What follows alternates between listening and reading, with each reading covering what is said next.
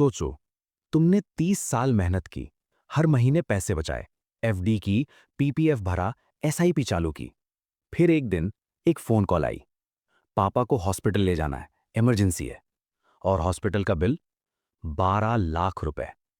30 साल की सेविंग्स 30 दिन में खत्म। मेरा नाम निक है और आज मैं तुम्हें एक ऐसी रियलिटी दिखाऊंगा जो कोई फाइनेंशियल एडवाइजर तुम्हें नहीं बताता, जो कोई इंश्योरेंस एजेंट तुम्हें नहीं समझाता, जो कोई क्लियरली नहीं कहता। तो सुनो ध्यान से। इंडिया में लोग कहते हैं मैं रिटायरमेंट के लिए सेव कर रहा हूं, लेकिन रियलिटी ये है कि तुम रिटायरमेंट के लिए सेव नहीं कर रहे, तुम हॉस्पिटल्स के लिए सेव कर रहे हो। और ये मेरा ओपिनियन नहीं है, ये नंबर्स बोल रहे हैं। एक एग्जाम्पल लेते हैं। निक, एज 28, आईटी जॉब, बेंगलुरु में रहता है। 75,000 रुपए मंथली सैलरी, हर महीने 15,000 रुपए सेव करता है, एसआईपी करता है, पीपीएफ भरता है, थोड़ा एफडी में भी डालता है। निक सोचता है मैं तो सेट हूं, 60 तक मेरे पास 2 करोड़ होगा, लाइफ सॉर्टेड।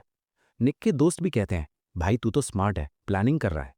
लेकिन निक ने एक चीज नहीं सोची, एक चीज जो उसकी पूरी प्लानिंग उल्टा कर सकती है, एक मेडिकल इमरजेंसी। इंडिया में आज एक हार्ट बाईपास सर्जरी का कॉस्ट है 3 लाख से 6 लाख रुपए, कैंसर ट्रीटमेंट 10 लाख से 25 लाख रुपए, किडनी ट्रांसप्लांट 8 लाख से 15 लाख रुपए, नी रिप्लेसमेंट दोनों नीज का 5 लाख से 8 लाख रुपए। और ये आज के रेट्स हैं 2024 के। अब सोचो, जब निक 60 साल का होगा 2056 में, तब ये सेम सर्जरीज कितने की होंगी? यहां एक नंबर याद रखना, मेडिकल इन्फ्लेशन इंडिया में हर साल 14% बढ़ रही है। इसका मतलब समझो, जो हार्ट सर्जरी आज 5 लाख की है, 20 साल बाद वो होगी 65 लाख। हाँ, पूरा 65 लाख सिर्फ एक सर्जरी के लिए। अब सोचो, निक का 2 करोड़ का कॉर्पस एक बड़ी बीमारी के बाद कितना बचेगा? शायद कुछ नहीं। अब मैं तुम्हें और डीपर दिखाता हूं। इंडिया में 60 के बाद एक एवरेज मिडिल क्लास इंसान को कम से कम 2 से 3 मेजर मेडिकल इवेंट्स फेस करने पड़ते हैं। ये हो सकता है हार्ट प्रॉब्लम, ये हो सकता है डायबिटीज कॉम्प्लिकेशंस, किडनी पे असर, आईज पे असर, ये हो सकता है जॉइंट रिप्लेसमेंट या फिर कुछ और जो अभी सोचा भी नहीं। और हर एक इवेंट का कॉस्ट 2045 से 2050 के रेट्स में इजीली 30 लाख से 70 लाख होगा। और ये सिर्फ सर्जरीज की बात है। डेली मेडिसिन का खर्चा अलग, रेगुलर चेकअप्स का खर्चा अलग, नर्सिंग केयर अगर जरूरत पड़ी वो अलग। एक 65 साल के एवरेज इंसान का एवरेज मंथली मेडिकल खर्चा आज है 5,000 से 8,000 रुपए। 20 साल बाद ये 25,000 से 40,000 होगा हर महीने, सिर्फ दवाइयों का। अब पूरा पिक्चर देखो। अगर निक को अपनी लाइफ में सिर्फ 2 मेजर मेडिकल इवेंट्स भी फेस करने पड़े, उसका कॉस्ट होगा 7 लाख से 1 करोड़ 20 लाख। डेली मेडिसिन और चेकअप्स का लाइफ टाइम कॉस्ट 30 लाख से 50 लाख और total health care cost 1 crore से 1.5 करोड़। अब याद करो, निक का टोटल रिटायरमेंट कॉर्पस है 2 करोड़, उसमें से हॉस्पिटल्स ले गए 1 करोड़ या ज्यादा। बचा क्या? शायद 80 लाख, शायद 1 करोड़। और उस पैसे से निक को अब 20 से 25 साल जीना है। घर का खर्चा, खाना, बिजली, basic living. 1 crore divided by 25 years equals रफली 33,000 पर मंथ। लेकिन 2050 में 33,000 की वैल्यू क्या होगी? आज के हिसाब से लगभग 8,000। मतलब निक 30 साल मेहनत करके, हर महीने बचत करके 8,000 पर मंथ पे रिटायर होगा। ये रिटायरमेंट नहीं है, ये फाइनेंशियल स्लो डेथ है।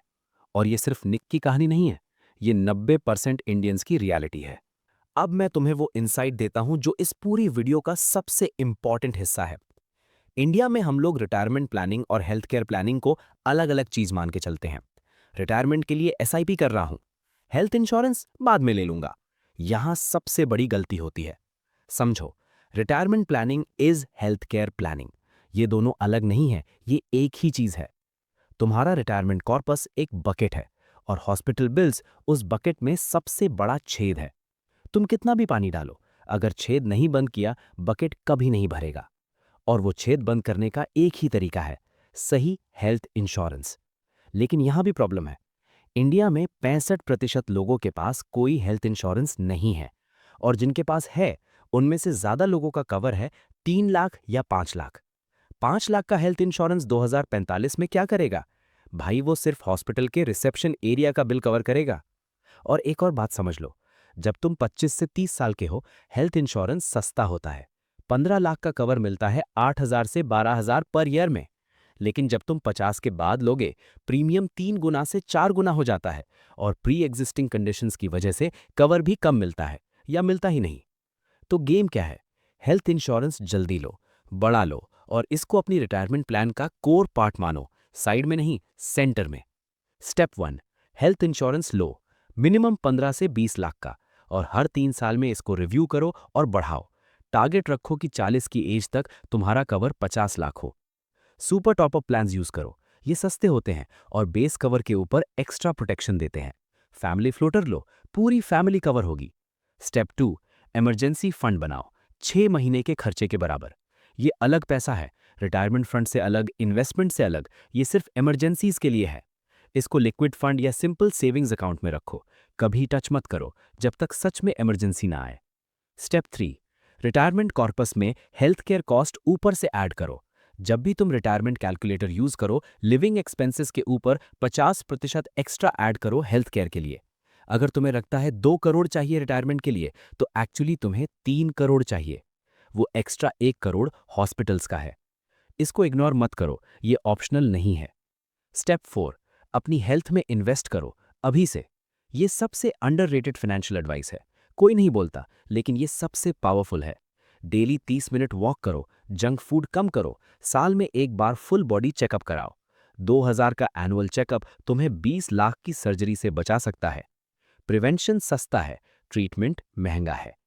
तुम्हारा सबसे बड़ा फाइनेंशियल एसेट तुम्हारा बॉडी है, इसको प्रोटेक्ट करो।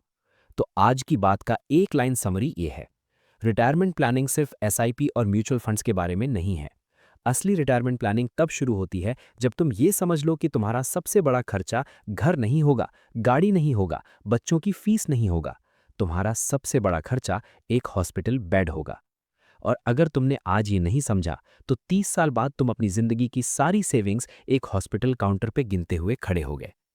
जब तुम 60 के होगे, तुम्हारे पास 2 चीजें होंगी, या तो तैयारी होगी या तो मजबूरी होगी। दोनों में से क्या चाहिए, ये तुम्हें आज डिसाइड करना है।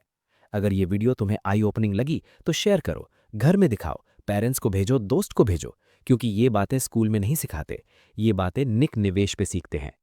लाइक करो, सब्सक्राइब करो और नेक्स्ट वीडियो में मिलते हैं एक और सच के साथ।